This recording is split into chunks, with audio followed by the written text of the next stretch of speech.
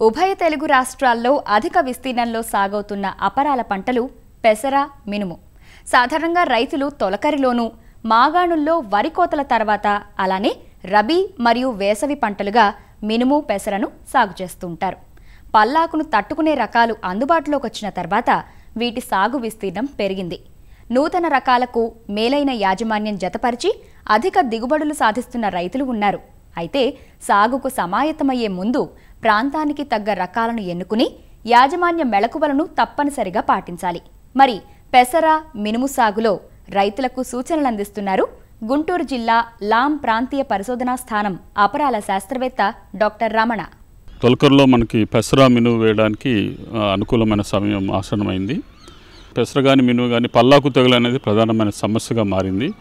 అదేవిధంగా గత సంవత్సరం మనకి రబీ కాలంలో ఈ మొవ్వుకుళ్ళు తెగులు అనేది ప్రధానమైన సమస్యగా మారింది.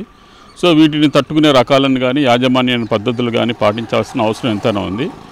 ఈ తట్టుకునే రకాల్లో మనకి పల్లాకు తెగులు ప్రధానంగా చూసినట్లయితే LGG 460 కానీ ఇది పల్లాకు తెగులు కొంత మట్టుకు తట్టుకుంటుంది.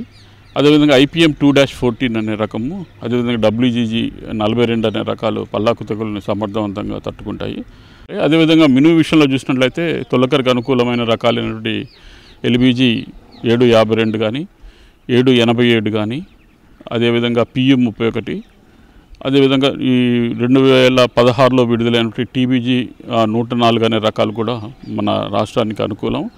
అదేవిధంగా మినీకిట్ దశలో ఉన్నటువంటి GBG 1 కూడా మన రాష్ట్రానికి అనుకూలమైన రకం. ఇవన్నీ మనకి తొలకరలో సాగు చేయడానికి అనుకూలమైన రకాలు ఇవి.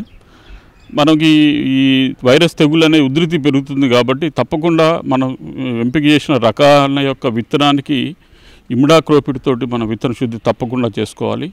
ఈ విధంగా చేసినట్లయితే మొదటగా వచ్చేటువంటి రసం పీల్చే పురుగుల ఉధృతిని మనం 15 నుంచి 20 రోజుల వరకు నివారించడానికి ఆస్కారం ఉంటుంది. 1 కిలో విత్తనానికి 5 మిల్లీలీటర్ల ఇమిడాక్రోపిడ్ అనే మందుతోటి మనం విత్తన శుద్ధి తప్పకుండా చేయాలి.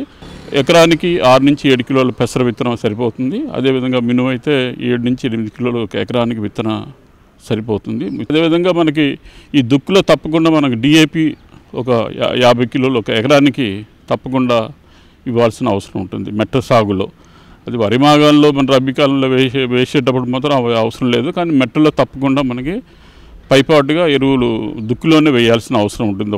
ఎక్కడైతే కొత్తగా విత్తనం వేస్తున్నారో అక్కడ రైజోబియం కల్చర్ని మనం విత్తన శుద్ధి చేసుకున్నట్లయితే అధిక దిగుబడులు సాధించడానికి ఆస్కారం ఉంటుంది.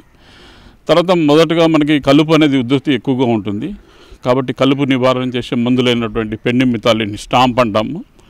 అది విత్తన వెంటనే తేమ బాగా ఉన్నప్పుడు మనం 1 లీటరు ఎకరానికి మనం పిచికారీ చేసినట్లయితే ఈ కలుపుని నివారించుకోవచ్చు. ఎవరైతే మొదటగా ఈ పెండిమిథాలిన్ స్టాంపును పిచికారీ చేయలేకపోయారో 20 నుంచి 20 రోజుల తర్వాత మనకి ఇది పర్సూట్ అనే మందు ఇమిజాతాపిర్ అంటాము. ఎకరానికి 200 మిల్లీలీటర్లు అంటే 1 లీటరు 5 ఎకరాలకు వస్తుందండి.